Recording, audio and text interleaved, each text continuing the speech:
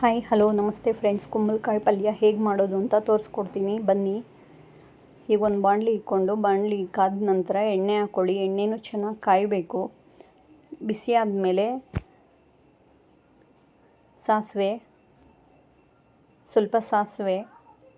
ಸ್ವಲ್ಪ ಜೀರಿಗೆ,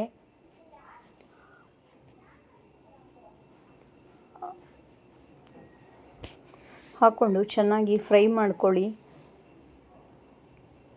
ಕುಂಬಳಕಾಯಿ ಪಲ್ಯ ದೋಸೆ ಜೊತೆಗೆ ಚಪಾತಿ ಜೊತೆಗೆ ಚೆನ್ನಾಗಿರುತ್ತೆ. ಈಗಂತೂ ಇನ್ನು ಸ್ಕೂಲ್ ಓಪನ್ ಆಗಿದೆ. ಇನ್ನು ಮಕ್ಕಳಿಗೆ ಬೆಳಗ್ಗೆ ಹೊತ್ತು ದಿನಕ್ಕೆ ಒಂದೊಂದು ಥರ ವೆರೈಟಿ ನಾಷ್ಟಗಳನ್ನ ಹುಡುಕ್ತಾನೆ ಇರಬೇಕು ನಾವು. ನಾನು ಒಂದೊಂದು ಥರ ವೆರೈಟಿ ನಾಷ್ಟಗಳನ್ನ ಮಾಡ್ತಾಯಿರ್ತೀನಿ. ಅದನ್ನ ನಿಮಗೂ ತೋರಿಸ್ಕೊಡ್ತಾ ಇದ್ದೀನಿ, ನೋಡ್ಕೊಳ್ಳಿ. ಹಾಗೆಯೇ ನನ್ನ ಚಾನಲ್ನ ಸಬ್ಸ್ಕ್ರೈಬ್ ಮಾಡಿ, ಲೈಕ್ ಮಾಡಿ. ಕಡಲೆಬೇಳೆ ಹಾಕ್ಕೊಂಡಿದ್ದೀನಿ ನೋಡಿ, ಒಂದು ಸ್ಪೂನಷ್ಟು, ಒಂದೂವರೆ ಸ್ಪೂನಷ್ಟು ಕಡಲೆಬೇಳೆ ಹಾಕ್ಕೊಂಡಿದ್ದೀನಿ. ಚೆನ್ನಾಗಿ ಫ್ರೈ ಮಾಡ್ತಾಯಿದ್ದೀನಿ. ಗೋಲ್ಡನ್ ಕಲರ್ ಬರೋವರೆಗೂ ಫ್ರೈ ಆಗಲಿ ಕಡಲೆಬೇಳೆ. ಅದು ಫ್ರೈ ಆದಮೇಲೆ ಕರಿಬೇವು ಹಾಕ್ಕೊಳ್ಳಿ ಸ್ವಲ್ಪ. ಅದಾದಮೇಲೆ ನಾನು ಖಾರಕ್ಕೆ ಒಂದು 6-7 ಮೆಣಸಿನ್ಕಾಯಿ ಕಟ್ ಮಾಡ್ಕೊಂಡಿದ್ದೀನಿ. ಖಾರ ಸ್ವಲ್ಪ ನೋಡ್ಕೊಂಡು ಹಾಕೋಣ ಅಂತ. ಹಸಿಮೆಣ್ಸಿನ್ಕಾಯಿ ಯಾವ್ದು ಖಾರ ಇರುತ್ತೆ, ಖಾರ ಇರೋಲ್ಲ ಗೊತ್ತಾಗಲ್ಲ ಅಲ್ವಾ, ಅದಕ್ಕೆ ಕಮ್ಮಿನೇ ಹಾಕ್ಕೊಂಡಿದ್ದೀನಿ. ಬೇಕಾದರೆ ಖಾರ ಜಾಸ್ತಿ ತಿನ್ನೋರು ಆ್ಯಡ್ ಮಾಡ್ಕೊಳ್ಳಿ. ಬೇಕಾದ್ರೆ ನೀವು ಲಾಸ್ಟಲ್ಲಿ ಬೇಕಾದ್ರೆ ಖಾರದ ಪುಡಿನೂ ಹಾಕ್ಕೋಬೋದು ನಾವು ಸ್ವಲ್ಪ. ಈಗ ಈರುಳ್ಳಿ ಮೆತ್ತಗಾಗಲಿ ಅಂತ ನಾನು ಸ್ವಲ್ಪ ಸಾಲ್ಟ್ ಹಾಕ್ಕೋತಾ ಇದ್ದೀನಿ. ಚಾನಲ್ನ ಸಬ್ಸ್ಕ್ರೈಬ್ ಮಾಡಿ ಫ್ರೆಂಡ್ಸ್, ಶೇರ್ ಮಾಡಿ. ಇನ್ನೂ ಹೆಚ್ಚಿನ ವೆರೈಟಿ ತಿಂಡಿಗಳಿಗೋಸ್ಕರ, ನಾಷ್ಟಕ್ಕೋಸ್ಕರ ಕಾಮೆಂಟ್ ಮಾಡಿ.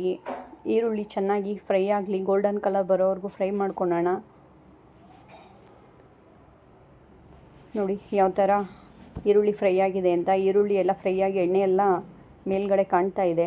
ನಾನೀಗ ಒಂದು 3/4 kg ಕುಂಬಳಕಾಯಿನ ನೀಟಾಗಿ ವಾಶ್ ಮಾಡಿ ಕಟ್ ಮಾಡಿ ಇಟ್ಕೊಂಡಿದ್ದೀನಿ. ಅದನ್ನ ಈಗ ಈರುಳ್ಳಿ ಏನು ಫ್ರೈ ಆಗಿದೆ ಅದ್ರ ಜೊತೆಗೆ ಮಿಕ್ಸ್ ಮಾಡ್ಕೊತಾ ಇದ್ದೀನಿ.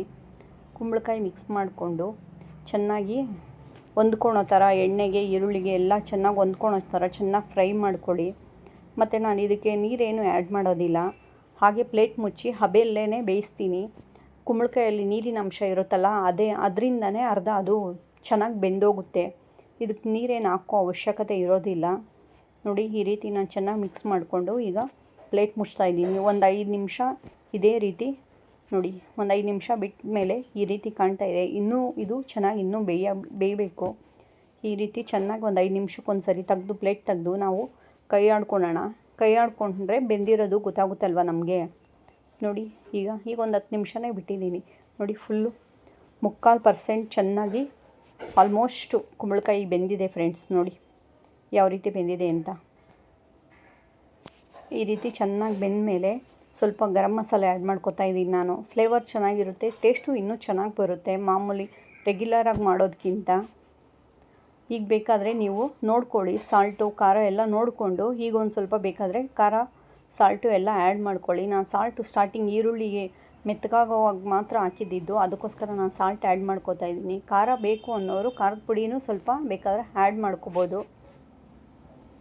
ಚೆನ್ನಾಗಿ ಫ್ರೈ ಮಾಡಿ. ನೋಡಿ ನಾನು ಇದಕ್ಕೆ ನೀರೇನು ಹಾಕಿಲ್ಲ, ಬರೀ ಅದರಲ್ಲಿ ಬಿಡೋ ನೀರಲ್ಲೇ ನಾನು ಬೇಯಿಸ್ಕೊಂಡಿದ್ದೀನಿ. ಚಿಕ್ಕ ಬೌಲಲ್ಲಿ ಒಂದು ಅರ್ಧ ಬೌಲ್ ನಾನು ಕಾಯಿ ತುರಿ ಹಾಕ್ಕೋತಾ ಇದ್ದೀನಿ. ಕಾಯಿ ತುರಿ ಮತ್ತು ಸ್ವಲ್ಪ ಕೊತ್ತಂಬರಿ ಎಲ್ಲ ಹಾಕ್ಕೊಂಡು ನೀಟಾಗಿ ಚೆನ್ನಾಗಿ ಫ್ರೈ ಮಾಡ್ಕೊಳ್ಳಿ. ನೋಡಿ ಯಾವ ರೀತಿ ಇದೆ. ಇಷ್ಟು ಮಾತ್ರ ಇದ್ದರೆ ಚಪಾತಿಗೆ ಚೆನ್ನಾಗಿರುತ್ತೆ ಫ್ರೆಂಡ್ಸ್. ಇನ್ನೊಂದು ಸ್ವಲ್ಪ ಚೆನ್ನಾಗಿ ಫ್ರೈ ಮಾಡಿಕೊಂಡ್ರೆ ಬೇಯಿಸ್ಕೊಂಡ್ರೆ ದೋಸೆಗೂ ಚೆನ್ನಾಗಿರುತ್ತೆ ಫ್ರೆಂಡ್ಸ್. ಸೂಪರಾಗಿರುತ್ತೆ. ಥ್ಯಾಂಕ್ಸ್.